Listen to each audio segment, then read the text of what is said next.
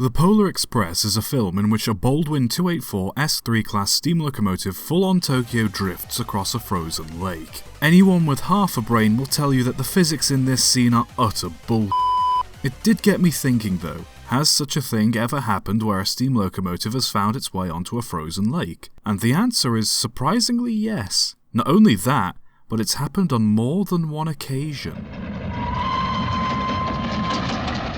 You're probably familiar with the concept of ice roads, where, during winter, large lakes will freeze over with a thick enough layer of ice to hold the weight of heavy goods vehicles, and can be used as a quicker, alternate way of delivering freight and machinery. What you might not expect is that people also decided to lay tracks over the ice and run locomotives on them, creating what were known as ice railways. In Bismarck, North Dakota, freight and passengers had to travel across the Missouri River via steamboat. In winter, when the river froze over, sleepers and rails were laid across the frozen river to allow trains to travel across them. Keep in mind, this was around the 1850s to the 1880s, when most locomotives used were Civil War era 440s weighing around 25 tons. After a rail bridge was built over the river in 1883, the ice railway was no longer required. In 1880, an ice railway was built across the St. Lawrence River as an act of protest against the high cost of using the Victoria Bridge in Montreal. Competing train services offered ferry transport across the river in summer, and once the river froze to 24 inches thick, a railway line was laid across it using wide sleepers and beams placed every 7 feet to help distribute the weight of passing trains. And it wasn't just America that had adopted this practice. The Trans-Siberian Railroad had also built an ice railway across the River Irtysh and the Baikal Lake.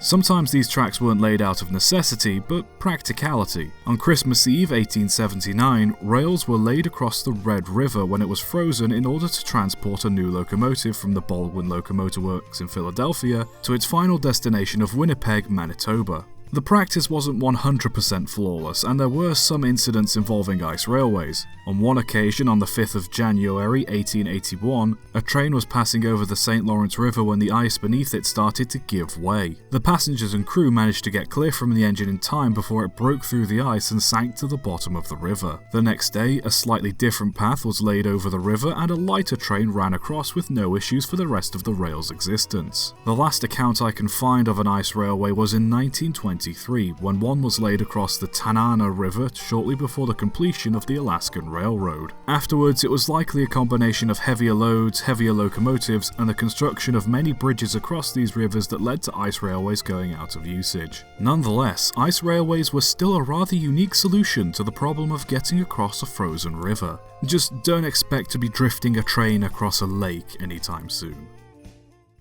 Snow has always been a problem for railways and railroads around the world, be it freezing up switches, icing up water towers, or simply clogging up the line. Some of these problems are easier to fix than others, but they can still be a massive pain in the ass if not dealt with. So let's see how we tackle the old problem of snow simply being in the way of the tracks. In the UK, snow can be a problem on railway lines, but in the US and Canada, it can be a major issue. In the old days, the best solution was to simply bolt a bucket plough to the front of an engine and charge at the snow. The issue was that the old Civil War 440s weren't the most suited for the job. On top of the snow being heavy, the engine's wheels would often slip violently on the icy and wet rails. Because of this, multiple locomotives and much sand was needed to clear some lines. Between 3 to 5 engines would be coupled together and would charge through snowdrifts. Other, more dense drifts would stop the train, and so workmen would be needed to break up the snow to make it easier for the engines to plough through. In some cases, as many as 14 locomotives were coupled together to form one of these snowplough trains. In the UK, snow wasn't quite as deep as it was in North America, but some lines still required dedicated trains to keep them clear. These trains consisted of 2 locomotives set back to back with a plough on the front of each and a coach in the middle carrying workmen should they come across a harder drift. Snowplow designs eventually became more efficient at clearing snow from the tracks. Their designs eventually came to be made up of 2 wedge shapes, one to lift the snow up off the tracks and the other to force it to either side of the train as it passed by. Some ploughs were fitted to their own set of frames and had compartments for workmen to sit in. Most of these were also fitted with windows that allowed for the crew aboard to look ahead in case the snow was too deep or if there was an obstruction on the line. As is human nature, a more efficient method of clearing deeper snow was devised in 1869 by a dentist in Toronto named J.W. Elliott.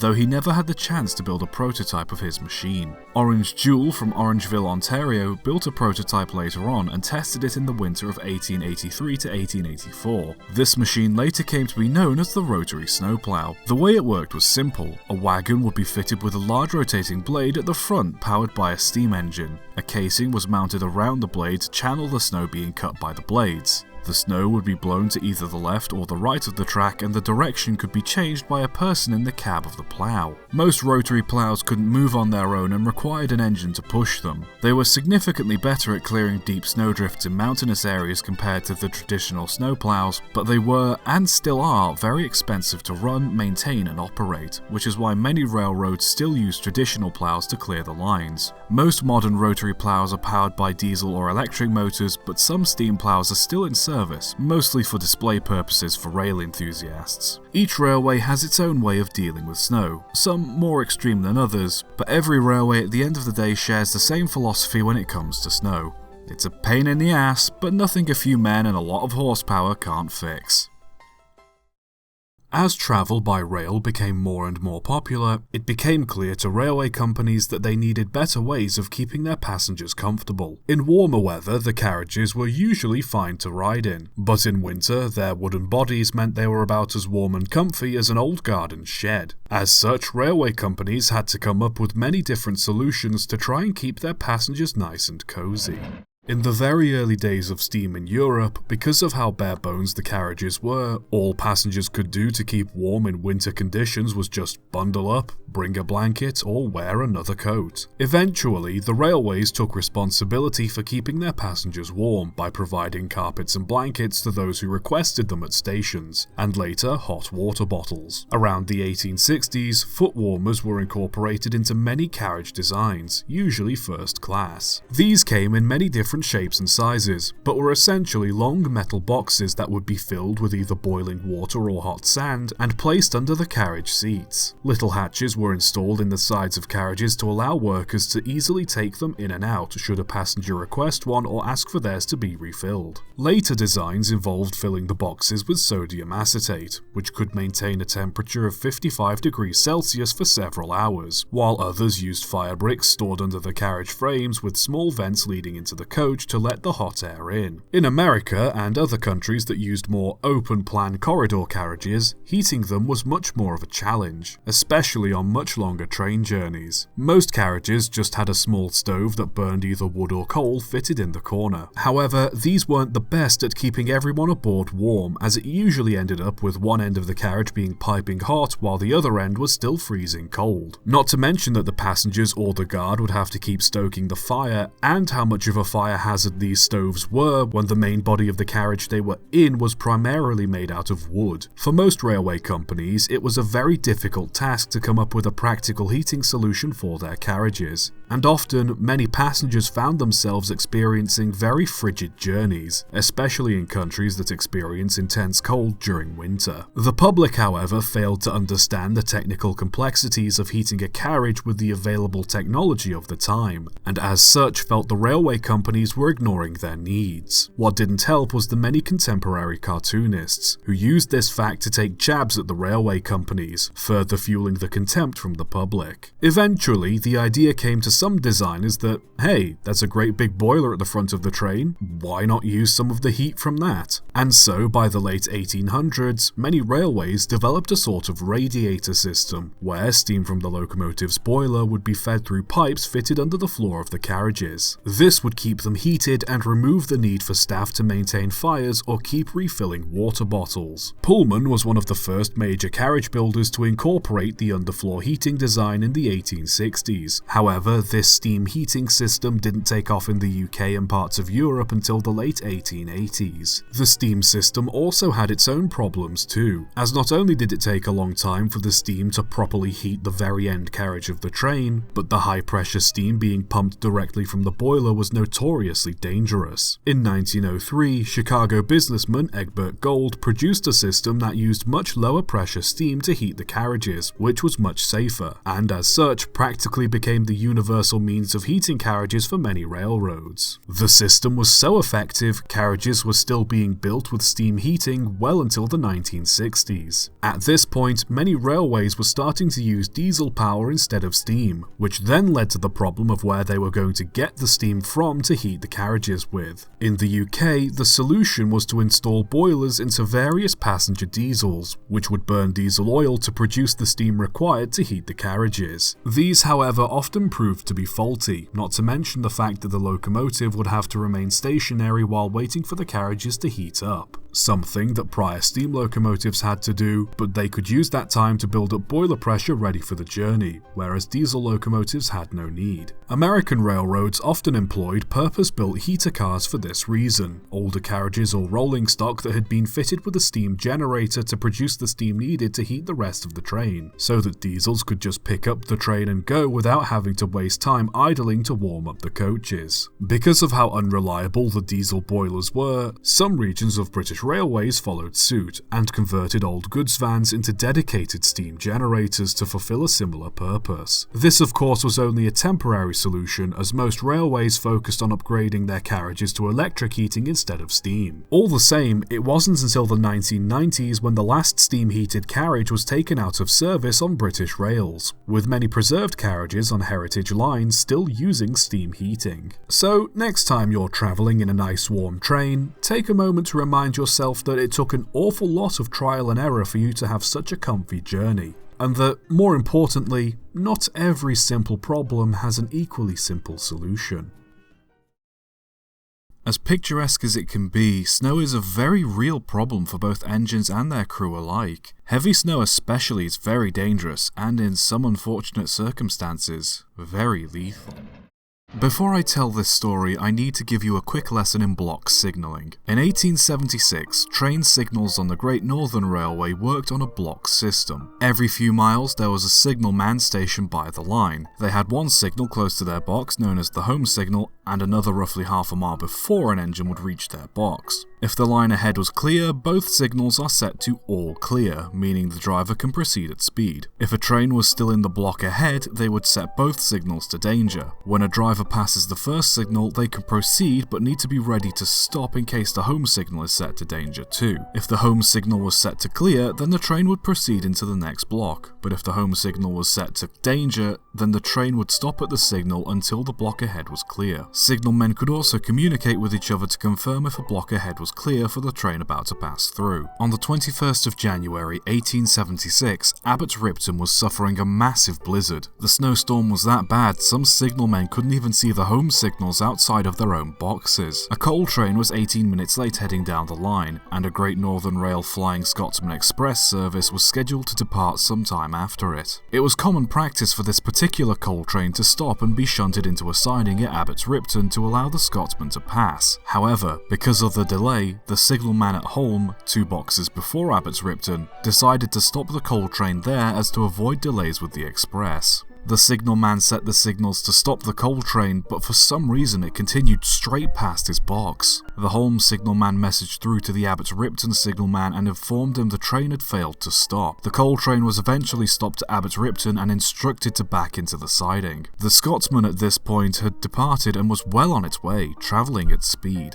The signalman at Wood Walton, the box before Abbott's Ripton, set his signal to show danger to allow time for the coal train to move into the siding, but he hadn't had time to set detonators on the line or fix a lamp outside of his signal box as he was occupied with shunting another empty coal train. He didn't hear or see the Scotsman Express until it was racing past his signal box. The lack of vision due to the blizzard meant he had no chance of seeing the engine coming. The coal train at Abbott's Ripton was almost backed into the siding when the Express raced into the last last few wagons that were still on the main line, causing the locomotive to derail and veer to the right. The engine ended up on its side with its tender and 2 carriages obstructing the down line. It's believed that only a few people were injured in the accident. Detonators were set on the lines going both ways, and the Abbott's Ripton signals were all set to danger. The Manchester Express that was to follow behind the Scotsman was signalled to stop and cautiously approached the box at Abbott's Ripton. The Express was signalled to a stop just short of the wreck of the Scotsman. During all of the commotion, the signalman at Abbott's Ripton forgot to message the next box along, Stuckerley, that there was an obstruction on the line, instead trying to contact Huntingdon Station for help and to inform them of the incident. Because the signalman didn't start their message with the code for time sent, the Huntingdon signalman simply ignored it, eventually messaging back a code that meant, "Go away, I'm busy." It turned out the signalman was busy accepting the Leeds Express. After 8 minutes of failed messages, the Abbott's Ripton signalman urgently messaged through to Stuckerley to warn them of the obstruction. By the time the code reached Stuckerley, the Leeds Express had raced past and was heading straight for the wreckage. Despite the lever being set to danger, the Leeds Express passed straight through the Abbott's Ripton warning signals and ran right into the tender and 2 carriages of the derailed Flying Scotsman. This second collision is believed to be when most, if not all, of the fatalities occurred. A total of 13 people died in the accident and another 53 were left injured, including footplate crew. After investigating the accident, it was found that the blizzard had caused a heavy buildup of snow and ice that had rested on the cables used to control the signals. On top of that, a buildup of ice and snow weighed down the signal arms. If a signal was down, it meant all clear, and if it was raised, it meant danger. And because of the poor visibility, the signalmen couldn't see their home signals were weighed down to show all clear outside of their boxes when they should have been set to danger. On top of this, the signals were most often set to all clear and only changed to danger when needed. This meant that most signalmen didn't know anything was wrong with their signals until they tried to set them to danger. The accident did lead to the Great Northern Railway improving their signalling system to rely less heavily on signalling equipment, and improve any equipment used to cope with such adverse weather. Some blame was also put down to the engine's lack of braking power, as the Great Northern Rail singles used at the time were known for their poor stopping distance. As such, future carriages and locomotives were required to be fitted with continuous brakes to improve their ability to stop in an emergency. Overall, it was a very tragic series of events that just shows how dangerous snow can be, even indirectly. It took this terrible accident to get regulations regarding signalling equipment to be improved and made a lot of other railway companies operate more carefully when it came to adverse conditions such as snow. So remember, next time your train is delayed thanks to snow,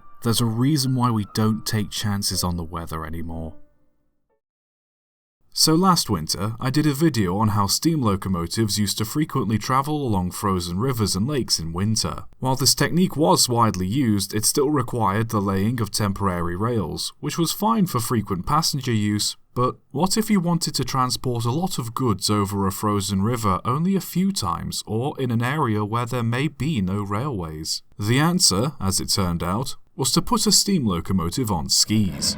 The ice locomotive, built in 1861, was designed and built by Nielsen & Co. for use in icy conditions. Their design mostly took influence from saddle tank locomotives, with the water tank set on top of the boiler. The cab was set at the back by the firebox for the driver and fireman, and it was also fitted with buffers as well. Here, the similarities with conventional steam locomotives ends. It was fitted with a set of skis at the front, as well as a steering wheel and a pair of large driving wheels at the back. They were intended for work in Russia, where at the time railways were only built between major cities. These engines could traverse land and frozen lakes and rivers provided the ice was thick enough. They'd have several sleds tied behind them, usually loaded with goods and supplies, forming makeshift trains. The most well-known of these engines was named Rurik, which ran along the frozen river between St. Petersburg and the naval base at Kronstadt. Most of these engines were modified when they arrived at their intended places of work, usually having a cab fitted for the driver and fireman to protect them from the cold and adverse weather.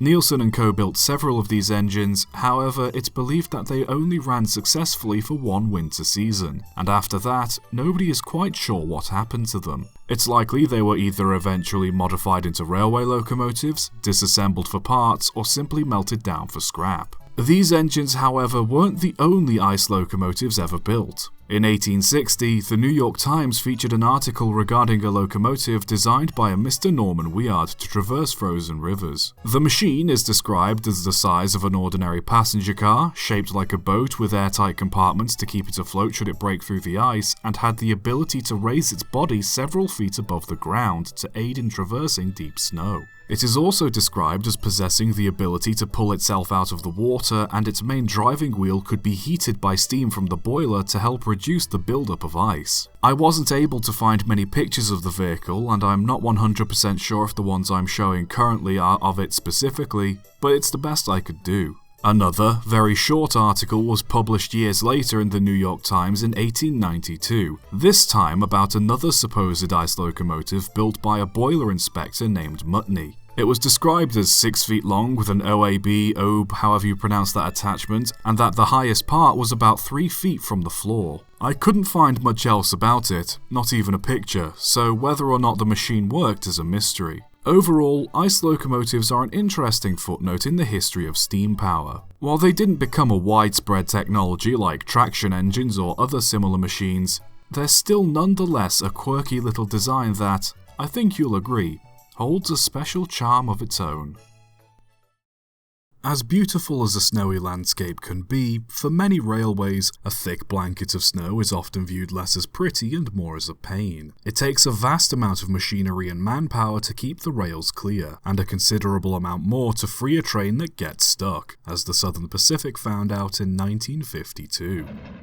The winter of 1951 to 1952 was one of the harshest the west coast of America had seen in a long time. Record amounts of snow fell and buried California, causing many roads and railways to work around the clock to remain operating. On the 11th of January, a streamlined diesel-hauled City of San Francisco passenger service departed from Chicago, destined for Oakland, California. As the journey would take a few days, and this was the pinnacle of rail travel in the US, the train was made up of Pullman coaches and had sleeping quarters, a bar, a club carriage, and a restaurant that served passengers 3 square meals a day. Aboard was 106 sleeping car passengers, 90 riding in the coaches, and between 30 to 40 staff members keeping the service going. The service became delayed and had to travel along an alternate line because of the heavy snowfall blocking the tracks, but otherwise was traveling well until a few days later on the 13th when it reached Yuba Pass, 17 miles west of Donner Pass in the Sierra Nevada. There, traveling downhill, drifted snow built up in front of the locomotive until it couldn't push through any further. Realizing they weren't going to make it through, the driver tried to reverse the train back up the line, but the ice and buildup of snow trapped the train in place. Accepting that they were stuck, Roadmaster J.T. Fulbright wrapped up warm and walked the rest of the way to Yuba Pass to get help. Once he arrived and made the call, cab forward steam engine number 4188 with a rotary plow was dispatched from Emigrant Pass up ahead to rescue the stranded train. It cut its way through the drifts and passed the train, with the intention of changing lines and backing down to pull the service back up the hill the way it came. Once the snow was clear enough, 4188 coupled up to the carriages and attempted to pull them. 4188 made a valiant effort, but the weight of the train combined with the slippery rails and the fact it was trying to move uphill was too much. During an attempt, the air pump on the plow failed, and as a result, 4188 and its crew were now stuck in the snow too. As the evening closed in, an additional engine, number 4245, equipped with plow, was dispatched from Northern Pass to keep the line next to City of San Francisco clear. It passed by the stranded train before coming back and clearing the line directly in front of the diesel. As the snow had started to build up and drift around the carriages, it was going to take more power to pull it free. So 4245 left the train with the intention of returning the next day with workers and another engine to help dig it out and pull it to safety. The passengers meanwhile were anxious but remained calm. The diesel locomotive was providing light and heat, they still had food and drink, and they could see the plow trains pass by on the other line, so they knew that help was on its way. The train staff cleared snow from the windows and made sure the passengers were all right. To pass the time, passengers made conversation, a card expert taught people how to play bridge, and a salesman aboard organised a small talent show. One passenger recounted, "We laughed and played games, making bets how long it would take the snow to build up on the outside of the windows."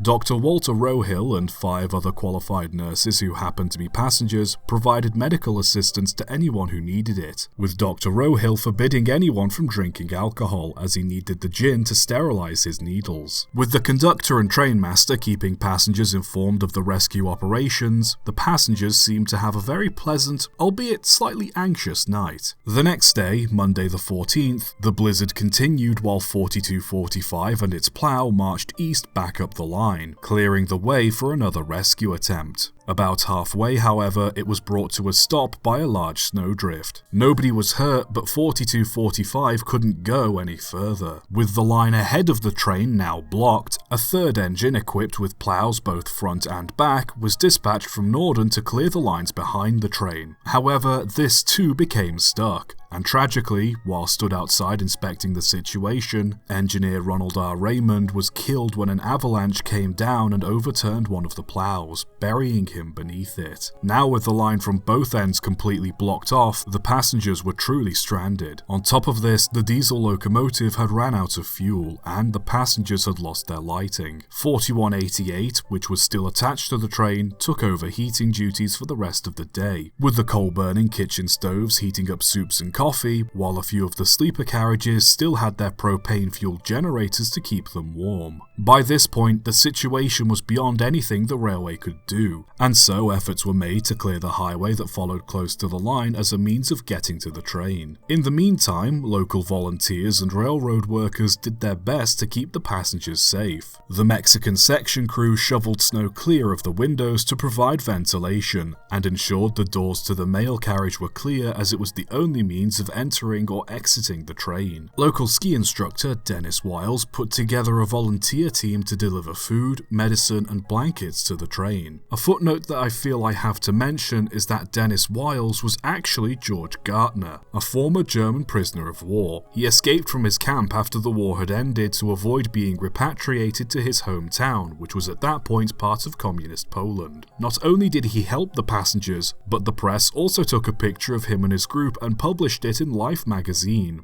while at the same time the FBI had been looking for him for 5 years, with wanted posters for him still in most post offices. The best part is, even with his picture in the paper, nobody caught him. He continued to live in hiding until the 1980s when he came clean to his wife and went public. But that's a story for another day. That night, some passengers huddled up to keep warm while others chose to stay in their gas-heated sleeping compartments. At midnight, when a worker went to check on the passengers, they came stumbling back saying something was wrong. It's unknown if a gas pipe had broken or if the carriage exhausts had become blocked with snow, but regardless, some of the sleeper cars had started to fill with carbon monoxide. The doors of the compartments were quickly broken open and the sleeping passengers were woken up, with the doctor ordering them to walk around and get some fresh air before going back to sleep. Luckily, the gas problem was dealt with and nobody was seriously hurt, but it did mean the heaters in the sleeping cars could no longer be used. By the next day, the 15th, work was underway assembling supplies and clearing the roads that led to the stranded train. Workers and a doctor arrived at the site via dog sleds and snowcat with more supplies, and got to work digging. The sleds took away 4 passengers in critical condition, while a helicopter arrived with more food and medicine, though high winds meant it couldn't land. Reporter Art Harper and photographer Ken McLaughlin walked 4 miles along the line to take pictures of the scene and interview the passengers, with Harper later going to a nearby lodge to use the phone to report the story while McLaughlin stayed to help the passengers. That night, the steam heating finally gave out, and passengers resorted to wrapping themselves with tablecloths and curtains in addition to their blankets to try and keep warm. Some even put pillowcases over their heads to fend off the cold. Worse still, the cold had frozen the plumbing in most of the carriages, causing the drains and toilets to back up. This, combined with the lack of ventilation thanks to all the snow blocking the windows, led to the air in the carriages becoming quite stale, foul-smelling and damp. Harper returned the next day, the 16th, to find the weather much clearer and the passengers still calm, albeit getting more and more desperate to leave. Later that morning, the section crew came down once again and began walking up and down from the tracks to the road, treading a safe path from one to the other. By early noon, road snowplows had finally made their way to the train, and the slow process of moving passengers and tired train staff from the carriages to awaiting automobiles began. Trucks were loaded with the passengers' luggage and all were taken to Nyack Lodge for the night. The next day, a train arrived to take the passengers the rest of the way to Oakland, where they were met by awaiting family members and the press. All the passengers came out fine in the end, with Southern Pacific giving each passenger a letter thanking them for their fortitude and cooperation, and sending every female passenger a rose. Apparently, none of the passengers sued. The train, meanwhile, didn't quite get out as easily. The wheels of the engine and carriages were frozen to the rails where the heat had melted the snow, and the water subsequently turned to ice. 4188 proved even more of a challenge, as any remaining water in its boiler, cylinders, or any other pipes would have been frozen solid, not to mention the layer of ice that would have built up around its wheels in motion, requiring time be spent either chipping away at the ice or melting it away with high-pressure steam or fire. This also included 4245 and the other plough engine that was stuck on the pass too. It took the railroad 3 days to finally get City of San Francisco unburied and thawed out enough for a rescue engine to tow it to the nearest workshop for repairs. Despite the passengers and crew getting out unscathed, the efforts to rescue them still cost lives. As well as Raymond, the engineer killed in an avalanche, Pershing J. Gold, a worker who'd been flat out restoring power to nearby residents, maintaining railroad switches, and helping deliver supplies to the stranded train, died of a heart attack shortly after the rescue was complete, the cause of which was believed to have been the stress of his non-stop efforts to help. Let this story be a reminder that, as scenic as it is, snow can be very punishing even on those who are prepared for it. So if you ever find yourself needing to travel in such adverse conditions with no available detour, maybe just turn around and wait for it to blow over, because it's certainly better than being stuck in it. Subscribe for more.